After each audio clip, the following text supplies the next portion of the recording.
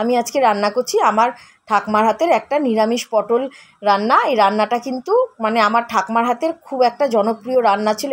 আমার ঠাকমা অনেকেই রান্নাটা করে খাওয়াতো, তারা কোনোদিনও খারাপ বলেনি, ভালোই বলেছে। চলুন তাহলে কী করে আমি এই পটলটা রান্না করছি আপনারা অবশ্যই দেখতে থাকুন। আর এর আগে কি আপনারা কখনো বাড়িতে নারকেল দিয়ে পটল রান্না করে খেয়েছেন? যদি না খান তবে রেসিপিটা দেখার পর একবার অন্তত ট্রাই করবেন। এর জন্য লাগবে সেকেলে রান্না, যেহেতু সর্ষের তেল, কালো সর্ষে, সাদা সর্ষে আর মিহি করে নারকেল বাটা, আর অল্প পোস্ত লাগবে, পটল বুঝে পোস্ত লাগবে, আর লাগবে কাঁচা লঙ্কা, একদম সবুজ কাঁচা লঙ্কা। আমি কাঁচা লঙ্কার সঙ্গে কালো সর্ষে বেটে নিয়েছি, আর এইখানে সাদা সর্ষে আর পোস্ত বাটাটা। এবার কড়াইয়ে সর্ষের তেল দিয়ে দিয়েছি, আর নারকেল বাটাটা আগে থেকে বেটে রেখেছিলাম মিহি করে।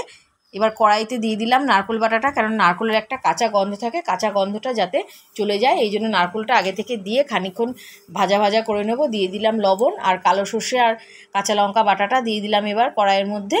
বেশিক্ষণ নাড়বো না, আপনারা হয়তো সবাই জানবেন যে সর্ষে বেশিক্ষণ তেলের মধ্যে দিয়ে নাড়াচাড়া করলে তেতো হয়ে যায়। আর এবার দিচ্ছি সাদা সর্ষে আর পোস্তটা, এটা দিয়ে সামান্য যেই পাত্রটায় রেখেছিলাম ধোয়া জলটা আমি কড়াইয়ে দিয়ে দিলাম। দিয়ে এবার আবারও নেড়ে নিচ্ছি। দেখে বুঝতে পারছেন যে বেশ মশলাটা কষানো হয়ে গেছে। এবার সামান্য আমি এর মধ্যে হলুদ দিলাম। এটাও আপনারা হয়তো জানবেন, রান্না তো আপনারা অবশ্যই করেন, যে সর্ষের জিনিসে বা পোস্তের জিনিসে বেশি হলুদ দিতে নেই। দেখে বুঝতেই পাচ্ছেন ভালোভাবে কষানো হয়ে গেছে। আর নিরামিষ রান্নায় চিনি তো দিতেই হবে, 1/2 টেবিল চামচ আমি চিনি দিয়ে দিলাম। আর আগে থেকে আমি পটলগুলো ভেজে রেখেছিলাম, এই পটলগুলো হচ্ছে কাজলি পটল। কাজলি পটল বা ঢেবা পটলে রান্নাটা খেতে সাংঘাতিক সুস্বাদু হয়।